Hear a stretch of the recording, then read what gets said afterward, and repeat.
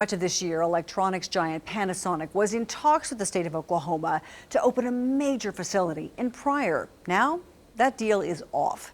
2 News Oklahoma's Samson Tamajani went to Mid-America Industrial Park to find out why. More than 3,000 jobs were expected to come from Panasonic's second electric vehicle battery plant to be built here at Mid-America Industrial Park. The Industrial Park's Chief Administrative Officer, David Stewart, says more than enough arrangements were in place for the company to start building. The state legislature had promised almost $700 million on top of $145 million in infrastructure on about 800 acres of land right in the middle of the industrial park. Stewart adds there still is plenty reason to be optimistic about the industrial park's future despite this setback. It's my understanding and my kind of intuition that would say there's uncertainty in the EV market. There's a significant backlog with EV cars. There's a lot of technology issues in the forefront of the industry. So I think the disruption in that industry and uncertainty created their decision not to build another site.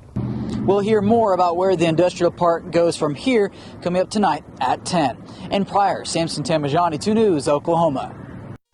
Now, we've told you some Wagner County leaders are concerned about potential safety and traffic issues when Broken Arrow's new amphitheater opens. Broken Arrow Police and Fire Department say they are equipped to handle the crowds it's projected to bring in. In our 2-part series, our senior reporter Justin Ayer talked with both departments about what they have planned at this point to keep the peace. Broken Arrow's City Council approved bringing Notes Live's Sunset Amphitheater to town in October. And the excitement is real. Live music, there's a great history here. I told you in November, Wagner County District 1 Commissioner James Hanning says he didn't believe it's the right time to build a 12,500-seat arena given overcrowding issues at the county jail. I would only believe that an arena of that size, you're going to have some trickle down of some public safety issues. Not just even in the traffic, but the immense amount of people. But Broken Arrow Police will tell you they've handled similar numbers at events before. What's your biggest? Well, I would say the one that we actually, as a police department, organize is called Safety Spooktacular. It's our Halloween event. Normally that draws in about 30,000 people. Since the amphitheater will be in city limits, Broken Arrow Police and Fire will be the responding agencies.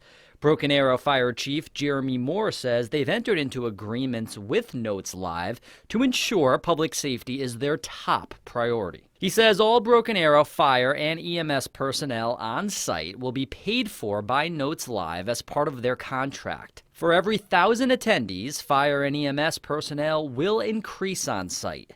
Notes Live will also be required to build a first aid station and incident command post on site, along with cooling stations. One of the main things that the Broken Arrow Fire Department responds to when we have a large gathering of people like this in the hot sun is heat-related emergencies. As for traffic control, BAPD's Ethan Hutchins says outside vendors will assist getting people to parking spaces on site.